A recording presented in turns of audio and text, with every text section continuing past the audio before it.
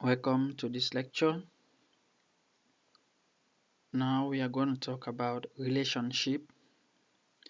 A relationship is an association between two or more entities. An association between two or more entities. Relationships are represented by a diamond shape, as in this case of this picture below. We have a student and a program entities. These are two different entities, and a relationship called measures in that relate or associate these two entities. So a relationship is an association between two or more entities. Relationship has a degree, which is the number of participation of the entities. For example, in this relationship known as measures in, there are two participation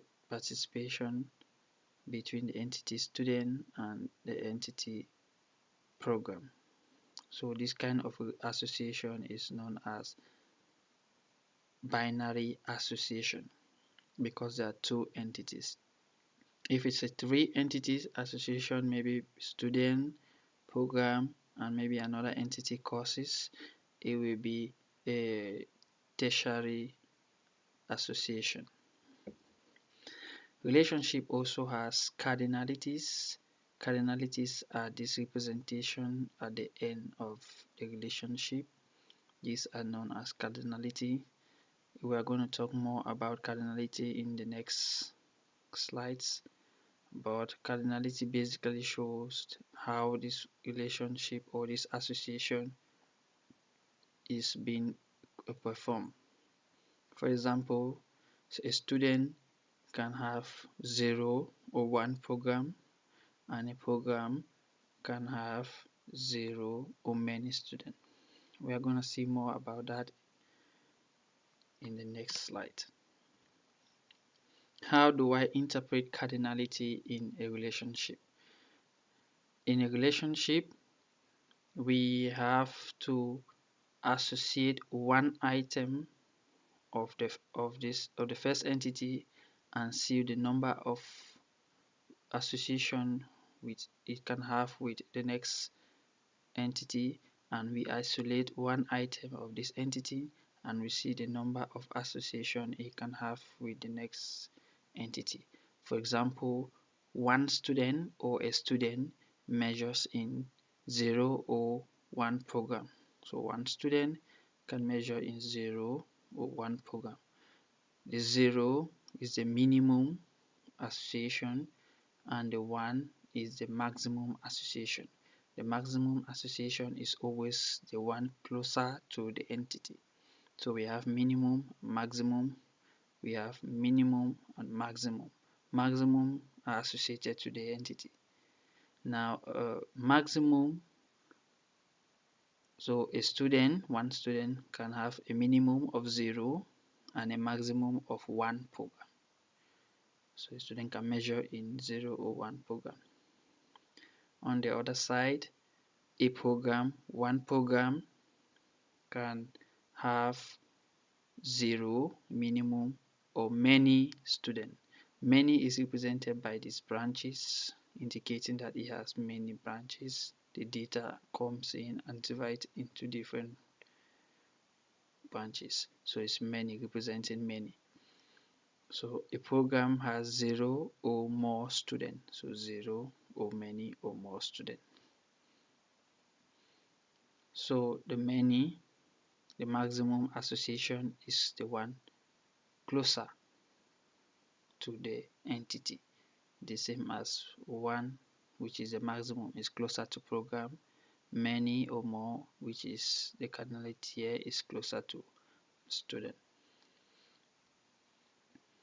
So there are different kinds of cardinality constraint. As we have seen the many, we have seen the 1.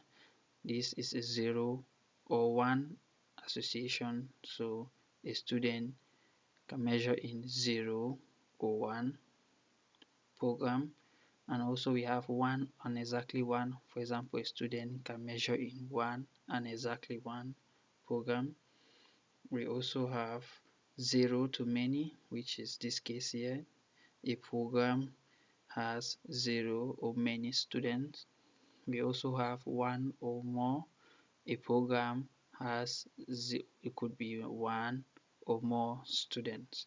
So these are the four kinds of cardinality constraints: 0 or 1 is 1 and exactly 1, 0 or more, 1 or more. Now in this part, we are going to take an exercise, and I would like you to pause the video at this point and try to come up with the correct cardinality, and then I will show you the correct answer so that you can now evaluate and see if you're following up with the lecture. So add the cardinality constraint between these two entities, person and country. So a person is a national of 0 or more countries. So one person can have 0 or more countries. So you put the correct answer, how to represent 0 or more country. And one country has 1 or more people. So one country has 1 or more people. How to put the correct answer. You remember that the maximum cardinality is represented closer to the entity. So this is the correct answer. A person is a national of 0 or more country. So a person is a national of 0 or more country. The more is represented closer to the entity. A country has 1 or more people. A country has 1 or more people. So the 1 or more, the more is represented closer to the person entity. Now we are going to talk about the type of relationships. The type of relationship is gotten by looking at the maximum cardinality on both sides of the relationship or the both sides of the association. And there are three types of relationship. You have the one-to-one, the one-to-many, or the many-to-one is the same thing, and we have the many-to-many. One-to-one relationships are gotten when there is when the maximum cardinality of the entities are 1. For example, the maximum cardinality of this relationship is 1 and the minimum is 0, and the maximum is 1, the minimum is 0. So we have a one-to-one relationship because we look at the maximum cardinality only. So 1 maps to 1, 1 is to 1. For this other type, we have a one-to-many because the maximum here is 1 and the maximum here is many. So we have one-to-many. Remember, we are looking only at the maximum cardinality. So for this person is a citizen of a state.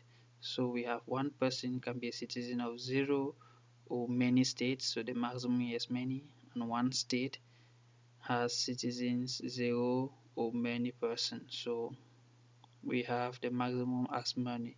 So the relationship is many to many relationship. So these are the three types of relationship: one-to-one, one-to-many, or we can call one-to-many as many-to-one is the same thing, and the third one is many-to-many. Relationships and attributes. Relationship can have an attribute like represented here in this diagram, and this attribute is associated directly to the relationship, not to the entities. So an entity course can have attributes. Example can have its attribute here, and a student can have an attribute like name, age, date of birth. The course can have the course code, the course name, and many attributes. A relationship too can also have attribute. For example, if a student takes courses and we want to keep track of the grade the student have for that course, we are going to represent that with an attribute associated to the relationship. So we are keeping track of the grade a student takes, the grade the student have when he took the course. A recap of what we have seen so far.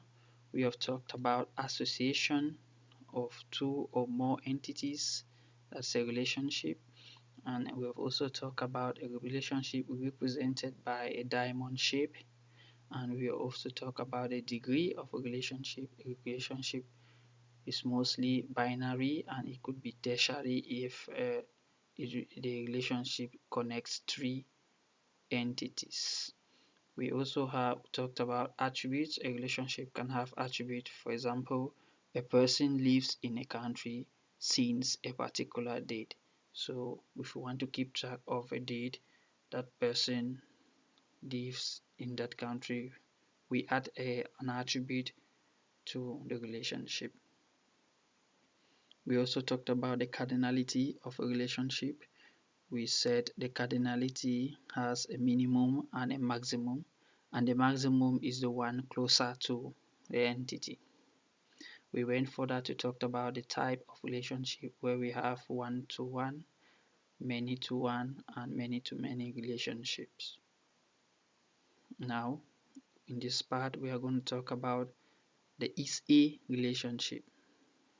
The is-a relationship basically divides an entity into different types or different parts. So for example, a student is a person. If a student is a person, a teacher is a person, in this kind of relationship, the subclass, which is student or person, inherits the attributes of the parent class, which is known as the superclass. So a student is a person, and if a student is a person, it means a student will have a name, a student will have an SIN, and a student will also have a GPA. So it inherits name and SIN from the person class and adds to its own properties or attributes, same as the teacher entity inherits name and SIN from the person entity and adds to the attribute salary. So an is-a relationship basically inherits properties from parents and adds to its own entity. Now, as another example is an employee. So we have an hourly employee is an employee. So an hourly employee, we have all the properties of an employee, and in addition we have the hour and the wages.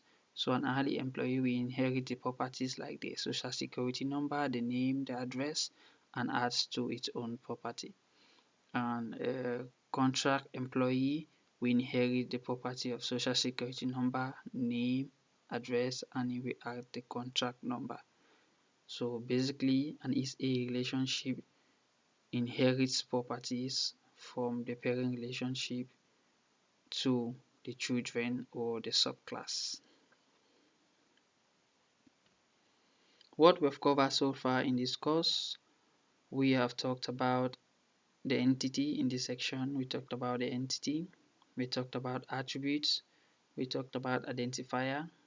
An identifier attribute is an attribute or a group of attributes that can uniquely identify each record of each record of an entity. We also went further to talk about the derived attribute, which is a type of attribute which can be calculated, which its values can be calculated from another attribute. We also went further to talk about a multi-valued attribute. A multi-valued attribute is an attribute that can have one or more value, e.g. for example, in a person entity, you can have a person having one or more emails or one or more phone numbers. So email and phone number can be represented as a multi-valued attribute.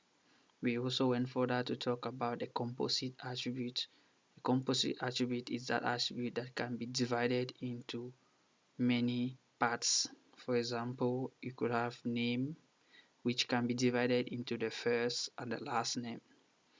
We also went further to talk about the cardinality, where we talk about how cardinality have a minimum and a maximum. association, and the maximum association is the one closer to the entity. We also went further to talk about the is-A relationship, where the children or the subclass inherits properties from a superclass or the parent class. Thank you for following this lecture. I'm happy you're here, and I'll see you in the next lecture. Bye.